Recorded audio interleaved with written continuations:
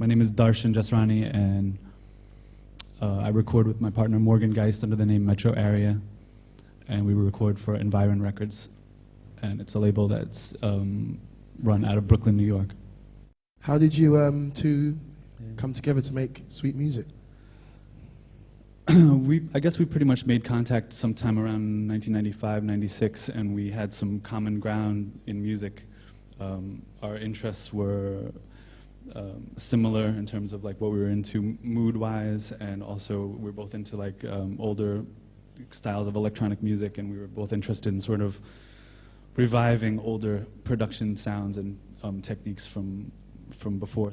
Metro Area, our project didn't really start until years after we met, so initially it was a lot of foundation building and like just kind of talking about music, you know. Did you record together before Metro Area? Yeah, we did a couple of tracks together, but they didn't really go anywhere. I mean, we did we did one track under the name Phenom, and it came out on a compilation, but it was sort of some of the ideas that we used in Metro Area were there, but it wasn't sort of. Was it yourself or Morgan who came up with the name Metro Area? Morgan came up with it, but it was the name. He wanted to start a house music label, sub-label called Metro Area, and then it eventually kind of it eventually actually became the name of our project. Yeah. Cool. You know, I think definitely what you're doing with Morgan is definitely a testament to the whole kind of DIY ethic of putting out records yourself and kind of building on, you know, what you love to earn a living on. Yeah, we're trying. I mean, I think that's sort of all you can really do at this point. You can sort of you draw from inside yourself, and you put out records that you believe in and that touch you personally, and hopefully people will catch on. And that's really, I think that's all you can really ask for nowadays. You know what I mean? True. You can't really go and appeal to big companies to put your music out necessarily. I mean, you can, and some people do, and some people are lucky. But I think that one of the strongest things that we're able to do now with technology is to make our own stuff and be in charge of not only the production of the music, but the venue with which it's released. You know, pressing CDs, pressing records, internet broadcasting, all that stuff. You know. Is there a kind of typical working style to how you guys create tracks? Yeah, we sort of started off with this system of like one of us would make sketches, like one of us would make like a foundation track. And what would that be using? It would be like a drum. It would be like a drum pattern and like some other element, like a bass line or some sort of very minimal arrangement of 2 or 3 sounds, and then you know. Like if he started it, he would bring it over to my place and we would work on it, or vice versa. I would start a little sketch and I would bring it over to his place and work on it. And so we would just sort of trade back and forth. But sometimes we'll start stuff together.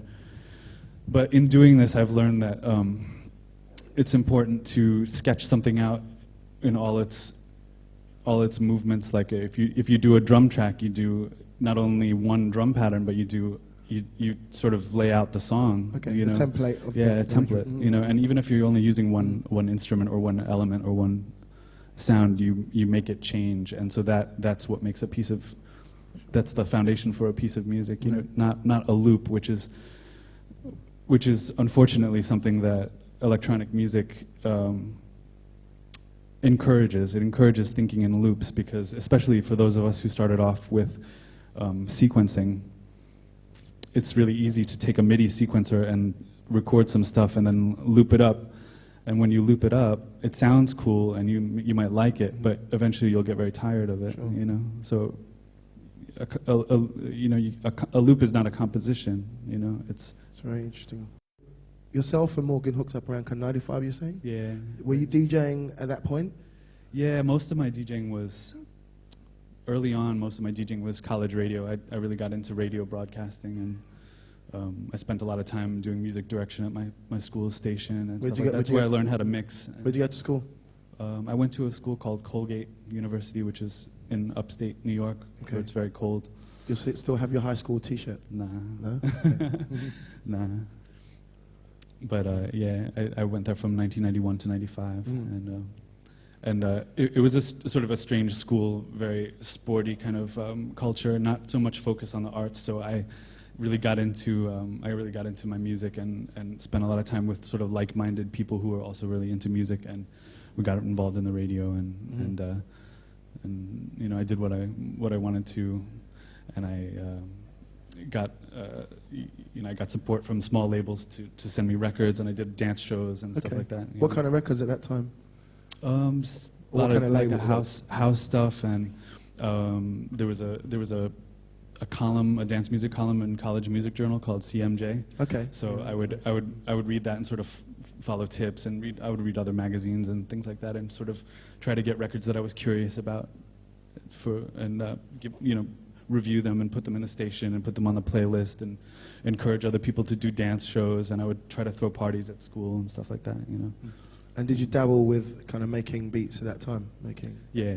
I mean, I was pretty far into making beats and music at that point. By the time I got into college. Yeah. So, like me, did you use your first college funding to get some equipment, as opposed to living expenses? Yeah, I did, and I was really kind of focused at that point on getting equipment and acquiring things, because economics really kind of played a big part in either your ability or your inability to produce music.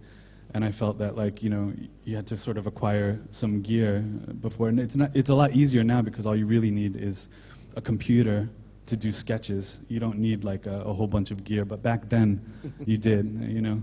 I started off with one sampler in 1989. It was a Korg DSS-1. Okay. 12-bit piece of shit. And don't knock it. The snare was okay, man. The snare was alright. Yeah. And I had to split the keyboard into like 16 different places. Okay. And you know, that means that you get what, like 2 keys per sound or something. You can't really do very much with that. And I was using like a IBM PC with a little monochrome display and Voyager sequencer plus gold, you know.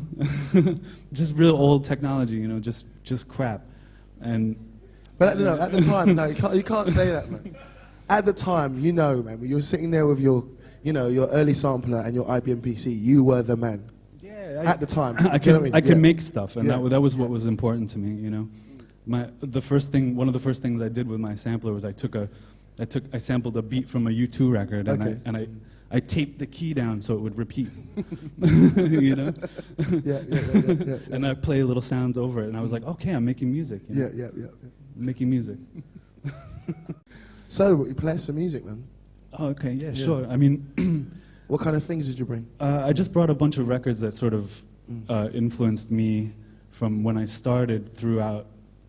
Sort of, I'm trying to illustrate like ideas that I had from when I started, and sort of where I'm at now in music. And I'm thankful, because I feel like when I play records now, I still play a lot of the stuff that I first got into. So I feel like a little bit of a unification of my history and music. I don't feel like I've gone through a lot of different styles of movements and then abandoned them later. Like, I feel like everything has sort of come together in a cohesive way. Sure. What's that? The name of the label? Environ? Yeah. I think when Morgan kind of came up with the name for it, and I think what he had in mind was that he has this sort of notion of music and sounds as creating environments or atmospheres and moods and spaces. So I think that the name of the label Environ is sort of like just a sort of a testament to that idea of you know, when you put a record on, when you have a piece of music that is actually creating a very functional, not functional, sorry, effective like mood or atmosphere. It's really changing the environment in some way. So I think that's what he was getting at. This we did in 1998, and we were inspired by a friend of ours. His name is Daniel Wang, and I'll play a record of his in a minute right after this. But basically, we decided to sequence less. We didn't sequence very much. Morgan made a little skeletal sequence of drums and synth, and then we were starting to play around with a digital multi-tracker. We were using a Roland VS880 little hard drive recorder thing. This was before recording to your computer hard drive was as accessible or ubiquitous as it is now. Like now you can do it very easily, but back then the technology was there, but it was a little expensive. You know, like you had to buy converters, and you had to have a pretty decent machine to do it, and the prices were a lot higher. So we used this dedicated hardware unit to just layer sounds on top of each other as if we were just using a tape recorder. You know, it's like basically a glorified tape recorder, multi-track tape recorder. This is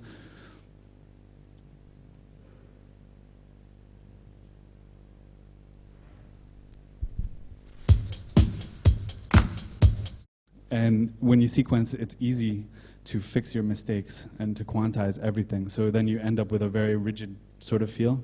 So to get back to the spirit of some of these older records, we wanted to introduce a little bit of liveness and looseness into the music. And in order to do that, we the keyboard parts are also played and not quantized. You know, yeah. So some mistakes are good. You know, you can't. You don't want to make everything so rigid. So that was one of the things that we were sort of fighting against when we made that record. And it was inspired by our friend Danny, who would do stuff like this.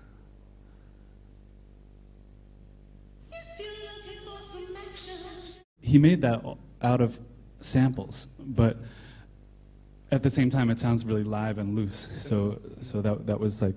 Did you want to ask something? The Danny one? That's, I think it was 1995, something like that. 95 or 96, yeah. Lupma No Drum Machine EP on Ballyhoo, and it was the first Ballyhoo record. Mm-hmm. Yeah. So we were like, okay, he's doing really interesting music, and it's not quantized, and it's electronic, and it's groovy, and so that was a big inspiration for us when we started. Yeah. Have you worked together on tracks? Not really. We just, maybe a little bit. Like we hung out with each other, and like we played some. Like we'll be playing some percussion in his studio or like messing around. But I don't think we really ever worked together on a piece of music. Okay. Yeah. I know Morgan did a remix for Danny. Yeah, So, I heard that. yeah. So how do you make time? You know, you're DJing quite a lot, you know, extensively, I should say. You know, how do you find it difficult combining your kind of extensive DJing schedule with making music? A little bit, yeah. Because when you come home, when you come home from doing a gig, or if you're traveling, it takes a little time to recover and to kind of get back into the groove of making something. And especially if you're working on a piece of music, as many of you probably know, you sort of need to be in it. Like you work on it, and then maybe you step away from it, but your mind is still really engaged in making the thing that you're working on. So when you have to leave town or you have to leave your studio, it takes you away from this sort of mental little world that you're in, making a piece of music. So that's the challenging part of it, is to get back home and to dive back into what you're doing. You know. So, are you working on tracks at the moment? Yeah, working on a remix, and Morgan and I just started some new Metro Area stuff. And who started it first? Well, we started it together, but I think for this track, Morgan had like the seed rhythm ideas. Okay, how'd you feel about that? Morgan got there first. That's cool. That's fine. I'll do the next one. It's all right.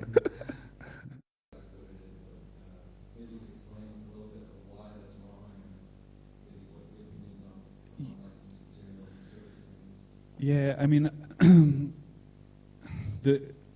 I always feel like artists should be compensated properly for their work, and I feel like credit should be given all the time. I think people deserve to know who made a record, and the authors of the record should be compensated for their work. But there's also this other end of things where people want a particular piece of music and it's just not accessible, and so then there are people that take it upon themselves to provide this piece of music for people and press it themselves illegally without licensing it properly. And I'll buy a bootleg record sometimes. It'll be a bootleg record of like an old sought after classic or song. But at the same time, when you're on the other end of the stick, it's not so nice because, you know, we had a record that we did and someone took our whole track and put a vocal on top of it from another record. And now they're playing it on 98.7 KISS FM in New York. And our own original track would not get played on that station. Sure. You know, so and which, I mean, I think is great that they play it, but at the same time, like, they don't know that we did it. So we're not getting any credit for it, you know, but so it's a sort of, it's a weird spot to be in. It must be quite flattering at the same time, though, right? It is a little. It sort of is that people that it would sort of spread on its own accord. I mean, that aspect of it is kind of like, you know, flattering. Yeah. But that, you know, the flattery sort of doesn't necessarily outweigh the practical aspect of being credited and compensated for what you're doing. You know. Yeah. You said you would beforehand maybe sample some drum loop of U2. And do you still do sample bits of drums? For example, I sampled a snare of yours in this tune, and it begins with a kick drum and then a snare drum. I don't know the name of the tune, it's from your album. Do you mind if someone, you know... No, we do the same thing. We'll take little drum sounds, you know. Okay, thank you. It's cool. In sequence. Yeah. We try not to sample music from people, that's all. Sure. But little drum sounds, like, who owns them, you know? We probably took them from somewhere else, you know. So you're taking them indirectly from where we took them from. Yeah. It's a tune that begins like kick drum, snare drum, and then it starts like. Oh, okay. Okay, yeah. I forgot the name of the tune. What's that? No, that's Morgan's record. Yeah. I didn't bring it with me. Oh wait, yeah, I have it back in my place, but I didn't bring it here. Yeah. But anyway, that came from Captain Sky. It's yeah. As far as promotion, like you were saying with CDs and vinyl, like the distribution was different. You had to like different channels for the distribution. As far as promotion, do you do your own promotion for stuff? And like, what is the difference when you're promoting vinyl and CDs? Do you look at it as a totally different product and different target market? Yeah, definitely. Because I think when we were doing vinyl records, we didn't promote at all, and we didn't even really do DJ mail-outs, which is something that labels sometimes make a practice of. Some labels do, some labels don't. But we didn't even do that. Like, the extent of my promoting our vinyl records was like me. I would run around to the clubs and sometimes give the records to DJs that I like or that I wanted to have play the stuff. But that's really about it. I think with vinyl, the other beautiful thing about it is that vinyl is received by music enthusiasts. People pick up vinyl and vinyl's like a commodity. Like, people talk about it. If the record is good, they'll play it for their friends, and people. It's sort of a little more organic. You don't have to. It's almost self-promoting in a way.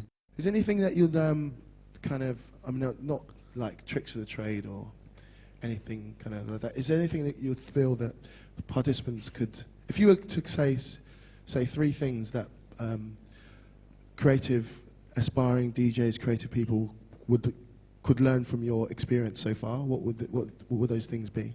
I don't know. I guess first and foremost would probably be just in terms of what you're making. I feel that people should really draw from their deepest, musical fascinations and things that really appeal to you musically, and don't compromise that at all. I think that you should really make that the foundation of what you're doing, because I think that's the fuel, you know, that makes a good piece of music. It's like when you feel something yourself is. That's when other people are going to. When you have enthusiasm and when you are kind of into something yourself, that's when it's contagious and people can feel it, both when you're DJing and when you're producing a piece of music. I think that's, if you really love something, it comes through. So I think that people should pursue exactly what they love and nothing less. I don't know what else. I think that if you sort of go along those guidelines, and I don't know, everything else is sort of secondary, you know. I also pay attention to quality of sound. Each sound that you record should be clear and you know, a strong statement. You know, as small a sound as it is, it should mean something in your piece. I used to just layer a lot of stuff together, and like again, I was all too happy to just make these sort of dense compositions where you could pull a sound out, it wouldn't make a difference in the scheme of things. But I don't think that in retrospect, I don't think that's the right way to go. I think that when you have a piece of music, if you pull a sound out, it should sound incomplete. It shouldn't sound the same. Every sound should be in there for a reason. Yeah. Yesterday I saw you giving Huma Segela a record that you have remixed of his music. Yeah. I don't know if you came with a copy. I don't know if you can play that for us. Yeah, I can play a little bit. Yeah. Actually, you know what? I wanted to talk a little bit about the notion of a remix, because this is something that just kind of became apparent to me when working on this project. Basically, a lot of times when people are remixing stuff today, they'll take they'll sample like a whole piece of the original track or do something. But there's another approach to remixing, which is sort of like what people used to do with a remix, which is to take the whole multi-track recording and readjust each of the individual elements so that the composition is still there and the original recording is still there, but the balance is different to achieve a different kind of result. And maybe a couple of sounds can be added, but it's not sort of going over. It's not going over the original. It's not like sort of, you're not like stomping on the original. You're sort of, respecting it a little bit. So that was a little bit of that was something that I learned when we were working on this. And let me play the original first. This is Hugh Masekela's song called Mama, and he did it. It was from an album called The Boys Doing It. Yeah, so that was the original track.